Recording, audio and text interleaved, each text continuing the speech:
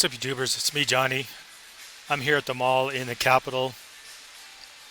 If you watch my videos, I think the last video I said I was in Shayla, but I meant to say I was in the capital. Anyways, my feet are tired. I've been walking all day. I got to go to my lawyer's office and pick up some papers. Anyways, I want to make a short video on why nobody goes to El Salvador, or why very few people seem to talk about it. Um, the reason I want to talk about it is I haven't been in maybe a couple of years now. I was gonna go tomorrow, but I'm gonna go back to Shayla. But anyways, before I leave here, I'm gonna head out to El Salvador, and then probably South America. The only problem I have is I might have a job offer, and if I get this job and if I do okay at it, I'm gonna share it with the viewers, just to show you how you can leave the country and not make a lot of money, but you can make more money than you need to live, at least in Central and South America and most of Southeast Asia. If I get this job and if I like it and do it, I'll have to see how it goes. I'll talk about it. But I've been reluctant to get a job for a long time now, but I would like to try to see how it goes, just to have the experience so I can talk about it and share with the viewers how easy or how hard it is. Right now, in the States, a lot of companies require you to live geographically in the States, and some of them say, don't tell us if you move, and some of them, if they find out you move, they don't want to employ you. Anyways, I think that's changing. Now, getting back to the subject at hand, there's not a famous YouTuber, there's a YouTuber I follow. He's in the Bitcoin space, and he doesn't release videos too often, but I've seen him release a video, or his last two videos, and they're now in El Salvador, and I was kind of surprised. I'm not sure if he's staying there for good or just like a little bit. Anyways, I was kind of shocked because he's an example of someone I know who, I don't know, if I had to guess, he's said this publicly, so me sharing this information won't violate any of his privacy, but he said publicly he has a few LLCs, and he makes, well, in the past he's made quite a lot of money in Bitcoin. I'm aware, or I think I'm aware of some of his other some of his other businesses which are related to Bitcoin, but I won't share that here because it's kind of complicated. Anyways, he kind of went through the meat grinder of getting various accounts closed because he buys and sells a lot of Bitcoin. From what I gather and from what I've seen, he has made thousands of dollars a day trading Bitcoin and made a good living. He shared this in his videos. He bought a $250,000 home in the States for cash. So all these things are possible if you want to start a Bitcoin related business. In my opinion, he's just not on most people's radars.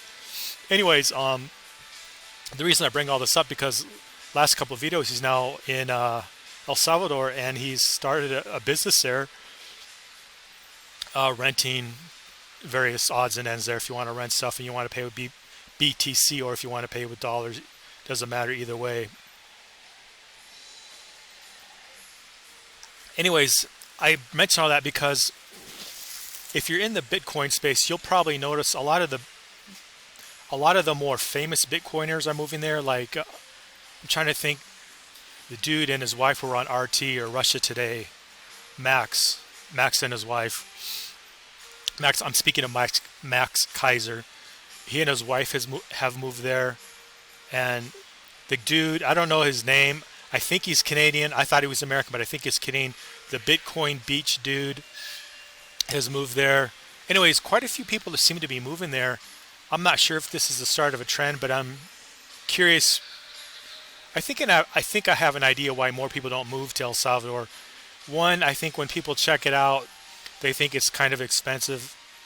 Two, it's not as developed as Mexico or even Guatemala for that matter. I know that's saying something, but if you go from Guatemala to El Salvador, you will notice it can be kind of like the Philippines. It's either some areas are super, super developed and then everything else is not. And another thing I think is maybe because it's a small country and it's mostly beaches, and not a lot of altiplano.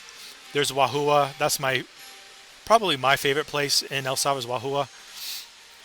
So maybe it's because it's not as big and it doesn't have as much for mountains and altiplano. The infrastructure is not as good. I think another reason people don't like it is the perception there's a lot of gangbangers there, which is true. Now, I've never had any troubles or problems with crime there or gangbangers. And in fact, one time I was talking to some what I perceived to be ex-gangbangers. Uh, they talk to you in English. They usually want to talk to you in English because they don't know Spanish too well. So you get the impression they were kicked out of the States for some reason. And they're usually pretty nice and polite, and they'll tell you like the dangerous areas, what to avoid, and how to stay safe. Which is funny because most people think they're going to get in a confrontation with people like that. It's been my experience gangbangers aren't looking for a confrontation. They're usually pretty nice and polite for what it's worth. And I haven't had any problems like that. I will say this, I haven't been to the Bitcoin beach or the beach at all. So on this next trip, I'm probably going to go to the beach and experience the beach and experience Bitcoin Beach and just check it out. And I'm just curious what viewers think. If you have any comments, just leave them in the comment section, because I'm not sure if it's a weird thing, but it's a thing where I notice quietly there's a lot more people moving there. It's not the easiest place to get residency. I'm not saying it's hard, but it's not as easy as Guatemala used to be. But Guatemala has changed all the rules now, so it's very, very tough to get residency there, at least according to the old rules. I got in. I got lucky. I got in. So I didn't even have to prove any income, which is, I like to go to countries where you don't have to list your assets or prove your income. So because that information is shared with Uncle Sam, it's shared with a lot of people. I get pushed back, but people don't realize when you're filling out that passport, when you're filling out that information, and you're listing your income, that stuff is shared. The people who listed their income in in Ecuador, some of them overstated the income, some of them understated it, and then later, after the fact, that information they put on their application was used for that special 17% healthcare tax, which for some people who exaggerated their income, they ended up paying a lot more tax than they really needed to, and it really pissed them off. So there's a lot of reasons, in my opinion, why you shouldn't list your income unless you absolutely have to.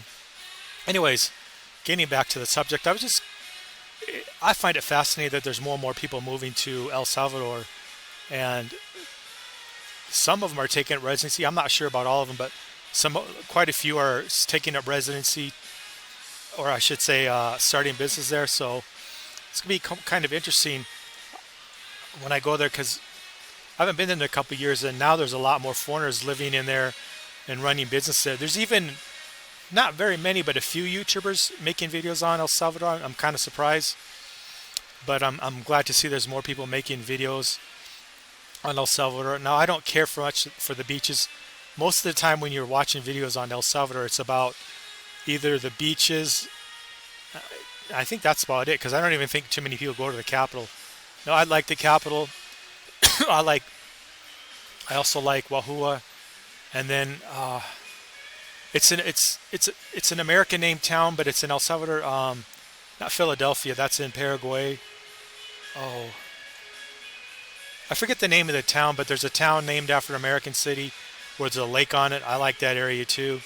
There's a couple different areas, but the cool thing about El Salvador is it only takes like 3 or 4 hours to, like, you go from one end of the country to the other in about 3.5 hours. But it usually only takes a couple hours to get out of the capital and get to these various areas. I think from the capital going to the beach is maybe an hour and a half. I think going from the airport in El Salvador to the beach is like 30 or 40 minutes. You just need to get a taxi. I'm not really sure how much it costs, because I've never really, I don't remember ever flying in El Salvador. Usually I fly into Mexico and then go to, anyways, that's what I do. Anyways, the other thing I think about Mexico, or pardon me, El Salvador, is when I think of hotels, they cost a little bit more. And that's another thing maybe that's unattractive for some people about El Salvador. The hotels are a little bit more expensive than say Mexico. So maybe that's another reason people don't visit there. I'm not really sure. But some of my favorite places like Santa Ana, the hotel prices, I'm not sure if that's related to the Bitcoin thing or if just prices are just going up. But one of the hotels I used to stay at would be $25 or $30. Now it's like $90 a night. That's in Santa Ana. That's a pretty cool place too to visit. And I just can't remember the name of where that lake is. There's a cool place. There's a lake on it in El Salvador that's kind of cool to visit. But I'm going to go and check it out. Probably not tomorrow, but before I leave here. I'm just curious what the viewers think of El Salvador. Because I actually personally know, I'm aware of a few expats that live there. But from everything I've seen, when you're in like Guatemala City or you're in El Salvador, in San Salvador, the capital, you almost never see any expats there. You very rarely see tourists there. So I'm just kind of curious what your impressions are of El Salvador, even if you haven't been there. I think most people's impressions is it's a lot of crime, and maybe that's why people don't go there. But I think it's going to be on people's radar now that there's going to be Bitcoin Beach and some kind of special Bitcoin city there. And there's more and more like cities now. I don't know how to put it, but like people creating these like little mini cities where there's going to be less. I don't know what to call it, but these new cities where they're kind of these new tax havens where people are moving to. I think El Salvador is going to be one. There's a place in Honduras like that. Anyways, I forget what the specific names are for those cities. Kind of private cities, I guess, that aren't taxed at the state level of the countries they're in. I'm kind of curious to see how that all turns out. But anyways, that's it for now. I just wanted to talk about El Salvador, see what people's impressions were, and why they think people just don't go there much. Anyways, here from the capital of the city of Guatemala. Like, share, subscribe, and leave a comment. Thank you.